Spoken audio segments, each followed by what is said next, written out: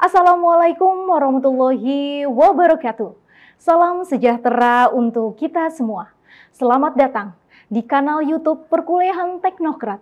Ini merupakan perkuliahan dalam jaringan Universitas Teknokrat Indonesia bersama saya Berlintina Permatasari dalam mata kuliah Pengenalan Komunikasi Bisnis. Dalam materi hari ini, kita akan membahas lebih lanjut mengenai apa itu komunikasi bisnis dan berbagai macam hal-hal yang berkaitan dengan komunikasi bisnis.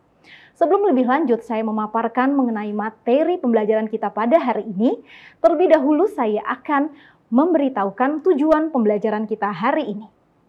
Yang pertama, mahasiswa diharapkan dapat memahami tentang definisi komunikasi bisnis. Lalu yang kedua mengenai komunikasi interpersonal. Yang ketiga mengenai komunikasi dalam organisasi. Dan yang keempat mengenai komunikasi bisnis lintas budaya. Selanjutnya, buku yang bisa digunakan dalam mata kuliah ini selama 1 semester adalah buku karangan Joko Purwanto dengan judul Komunikasi Bisnis. Selanjutnya, yang mau saya beritahukan lagi mengenai materi hari ini ya. Yang pertama mengenai definisi komunikasi bisnis. Nah, sebelum kita masuk lebih lanjut mengenai definisi komunikasi bisnis, terlebih dahulu saya akan menjelaskan di dalam era globalisasi saat ini dan juga di dalam persaingan bisnis yang memang saat ini semakin ketat. Komunikasi bisnis menjadi sebuah landasan utama bagi keberhasilan sebuah organisasi ataupun juga perusahaan. Nah, dengan memahami dinamika komunikasi yang efektif dalam konteks bisnis, ini merupakan bukan sebuah kebutuhan, tetapi memang merupakan sebuah kunci untuk membangun sebuah relationship yang kuat ya, atau hubungan yang kuat, tidak hanya dengan klien, tetapi juga dengan mitra dan juga para stakeholder lainnya. Lantas selanjutnya adalah komunikasi bisnis yang efektif itu tidak hanya melibatkan kemampuan untuk menyampaikan informasi dengan jelas dan juga tepat waktu, tapi juga untuk apa? Memperhatikan daripada konteks budaya, nilai, dan juga norma yang memang berlaku. Nah, dengan memahami peran penting komunikasi bisnis, organisasi atau perusahaan itu diharapkan dapat meningkatkan kinerja mereka, memperluas jaringan bisnis, dan juga menciptakan hubungan yang memang berkelanjutan dengan berbagai pihak terkait. Oke, selanjutnya adalah kita akan mempelajari definisinya ya daripada komunikasi bisnis itu sendiri. Oke, yang pertama ada definisi dari Jalanhim dan juga Betty. Beliau mendefinisikan komunikasi adalah sebuah proses pertukaran informasi antar individu melalui sistem yang biasa, ya, baik itu ada simbol, isyarat, ya, maupun tingkah laku ataupun tindakan. Nah, sedangkan definisi menurut Joko Purwanto, komunikasi bisnis sendiri merupakan komunikasi yang memang digunakan dalam dunia bisnis, meliputi komunikasi verbal dan juga komunikasi non-verbal. Oke, kita akan bahas ya satu persatu mengenai bentuk-bentuk dasar daripada komunikasi itu sendiri ya. Komunikasi kan terbagi dua bentuk dasarnya ya, ada komunikasi lisan atau verbal dan juga komunikasi non-verbal. Nah, untuk komunikasi verbal atau komunikasi lisan, ini merupakan salah satu bentuk komunikasi yang memang seringkali digunakan dalam dunia bisnis. Di mana di sini untuk menyampaikan pesan atau message kepada pihak lain, baik secara tertulis maupun secara verbal ataupun secara lisan. Lalu yang kedua ada komunikasi non-verbal. Nah, komunikasi ini merupakan bentuk komunikasi yang tidak tertulis atau bukan lisan ya, yang menggunakan bahasa tubuh atau body language, terus juga ekspresi wajah, logo perusahaan ataupun warna. Sebagai contoh, kalau kita melihat logo Starbucks ya, gambar Putri Duyung dengan warna hijaunya gitu ya, tanpa kita mengingat bahwa itu adalah perusahaan Starbucks, hanya dengan logo perusahaannya saja kita langsung sudah terbangun ya brand awareness-nya bahwa itu merupakan logo perusahaan dari Starbucks. Nah, itu adalah cara penyampaian komunikasi nonverbal dari perusahaan untuk konsumennya. Oke, kita lanjut lagi. Nah, saya akan hadirkan gambar. Di sini merupakan proses komunikasi ya, yang terdiri dari beberapa tahap. Which is itu ada 6 tahap di sini. Di mana kita akan ulas satu persatu dari tahap yang pertama. Di mana pengirim pesan ini memiliki gagasan terlebih dahulu ataupun ide. Setelah itu masuk ke tahap 2, si pengirim pesan ini mengubah ide atau gagasan yang dia miliki menjadi sebuah message atau pesan. Lantas di tahap yang ketiga, pengirim menyampaikan pesan itu melalui saluran media. Nah, di tahap yang keempat, ini kita sudah menerima ya, atau penerima itu sudah menerima pesan yang memang sudah disampaikan oleh pengirim dari tahap 3. Di tahap yang kelima, penerima menafsirkan apa isi pesan tersebut. Sampai akhirnya di tahap yang terakhir atau tahap yang keenam, penerima memberikan penolakan ataupun penerimaan yang itu semua merupakan umpan balik atau feedback ya melalui saluran media kepada pengirim. Nah, jadi dengan proses komunikasi di mana ada tahap 6 yang memang si penerima pesan memberikan feedback kepada pengirim pesan, itu mengartikan bahwa komunikasi yang terjadi sudah secara efektif. Karena apa? Sudah ada feedback yang diberikan. Entah itu diterima pesannya ataupun ditolak. Tetapi jika penerima pesan tidak memberikan feedbacknya, it means komunikasi tidak berjalan secara efektif.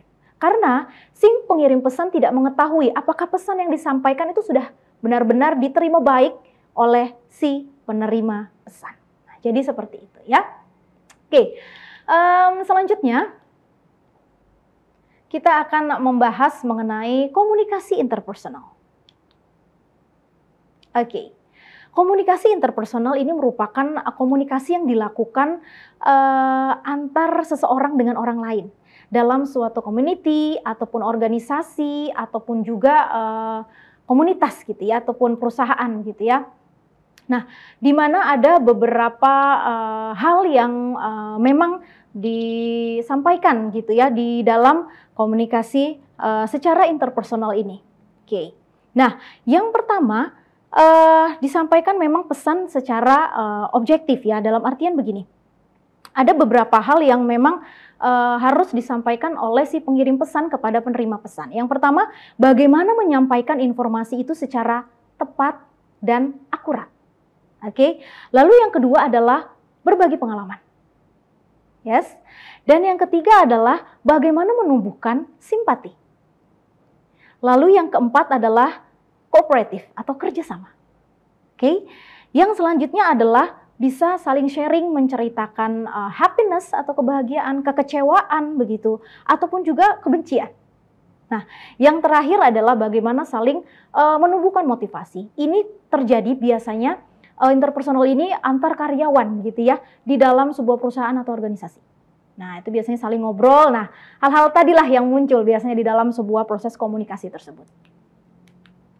Oke, selanjutnya yang akan saya bahas ya mengenai komunikasi di dalam organisasi ya. Nah, ini ada pandangan yang berbeda lagi begitu ya terkait dengan hal ini. Jadi bahwa keberhasilan komunikasi dalam sebuah organisasi itu merupakan modal, yes. Modal yang sangat penting untuk tercapainya tujuan ataupun juga sasaran organisasi. Kenapa? Karena di dalam komunikasi dalam sebuah perusahaan atau organisasi bisa tumbuh koneksi atau hubungan. Oke. Lalu yang juga gak kalah penting adalah membentuk sebuah pola atau pattern daripada komunikasi itu sendiri. Ya.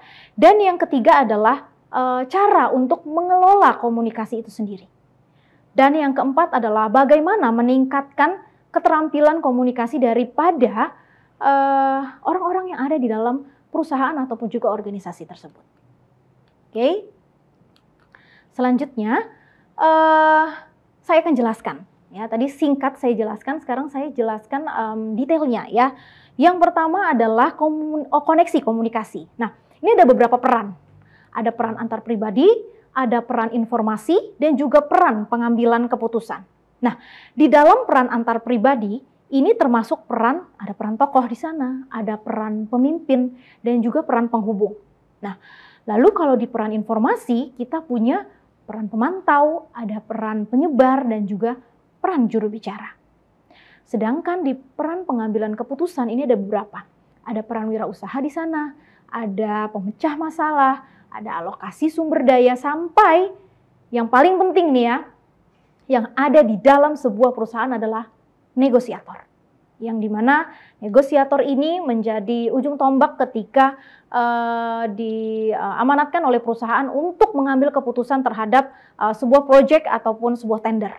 Yes, and then ada saluran komunikasi formal. Nah, ini masuk ke dalam pola komunikasi yang saya katakan tadi, yang nomor 2 ya.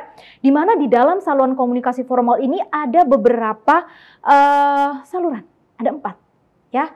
Yang pertama adalah komunikasi dari atas ke bawah. Di mana di sini meliputi penyampaian informasi, lalu ada mengarahkan, mengkoordinasikan, memotivasi, memimpin, dan mengendalikan berbagai kegiatan di tingkat bawah. Oke, itu komunikasi dari atas ke bawah. Tentu ada komunikasi dari bawah ke atas ya. Ini misalnya gagasan yang memang disampaikan daripada bawahan ke atasan. Ya.